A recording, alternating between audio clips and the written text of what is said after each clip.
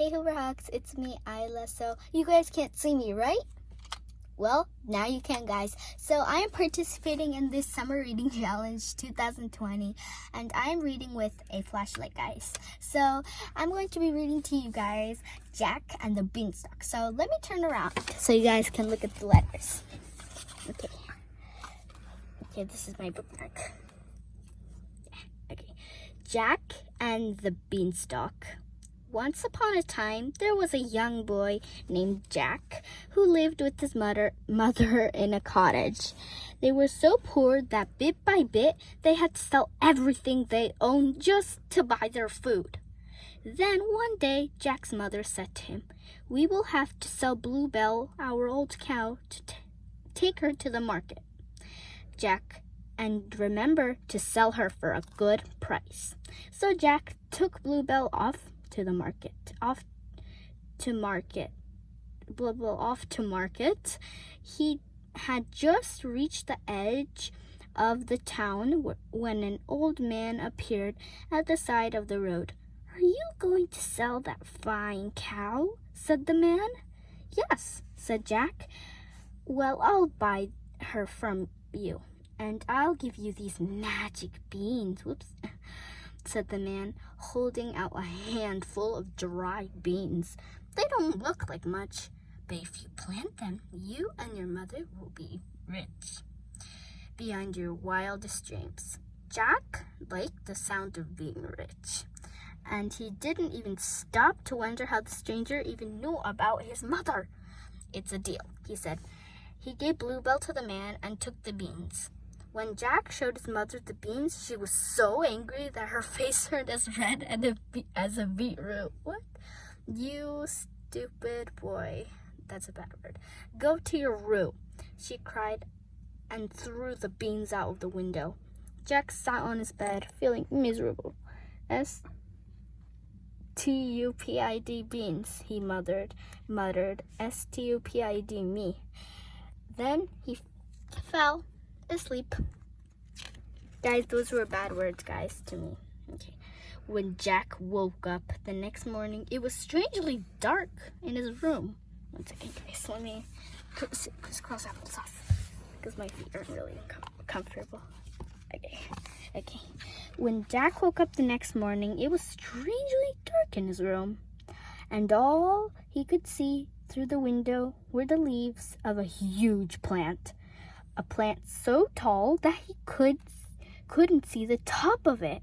"It must be a magic beanstalk," cried Jack. "What's at the top?" So Jack started to climb. Up he went, from branch to branch and from leaf to leaf. At the top was a giant house. Jack's tummy was rumbling with hunger, so he knocked on the great big door. A giant woman answered. "Please, madam, may I have some breakfast?" Jack asked politely. "You'll become breakfast if my husband finds you," said the giant's wife. But Jack begged and pleaded. At last, she let him have some bread and milk.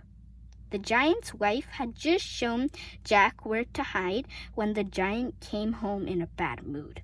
"Fee, fi, fo, fum, I smell the blood of an Englishman," roared the giant. "Silly man," said his wife. "You smell the sausages I have cooked you for breakfast."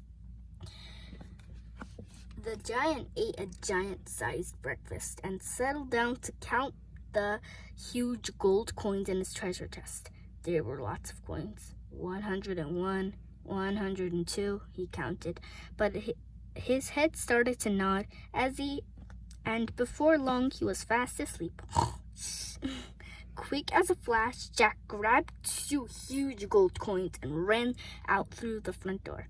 He raced to the beanstalk and climbed down it as fast as his legs would carry him. His mother was so happy to see the gold that she hugged Jack for 10 whole minutes. "Clever boy, Jack," she laughed. "We'll never be poor again."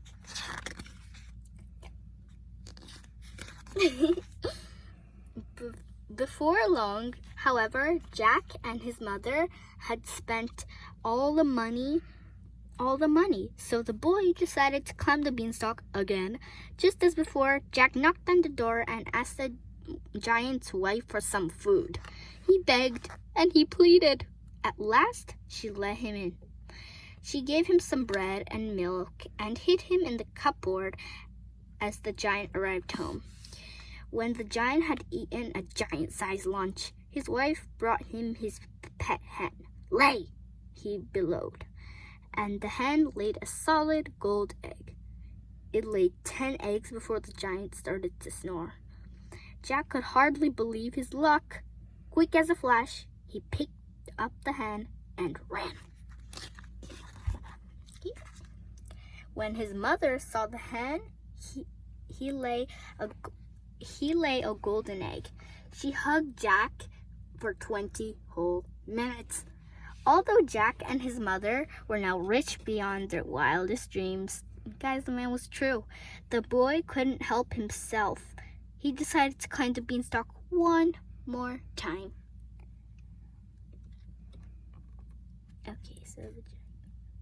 So one more time. This time, Jack knew that the giant's wife could not be happy to see him, so he sneaked in when she wasn't looking and quickly hid in the cupboard. The giant came home as usual and ate a giant-sized dinner. Then his wife brought him his magic harp. "Play!" he roared, and the magic harp.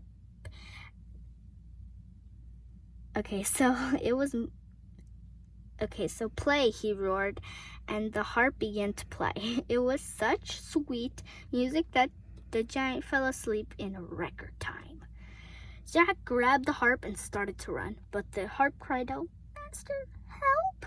The giant woke up at once and chased after Jack. The boy slithered down the beanstalk faster than he'd ever done before, but the giant was catching up. "Mother, fetch me that axe!" Jack yelled as he reached the ground. Then he chopped the beanstalk with all his might. "Creak!" groaned. The giant quickly climbed back up to the top just before the beanstalk crashed to the ground. When his mother heard the harp play, she hugged Jack for a whole hour. What? And as you can imagine, the two of them lived happily ever after. So guys, basically, sorry when I was getting confused in the reading. I sort of lost my spot, guys. So yeah, I hope you like this video, Hoover Hawks, and yeah, bye!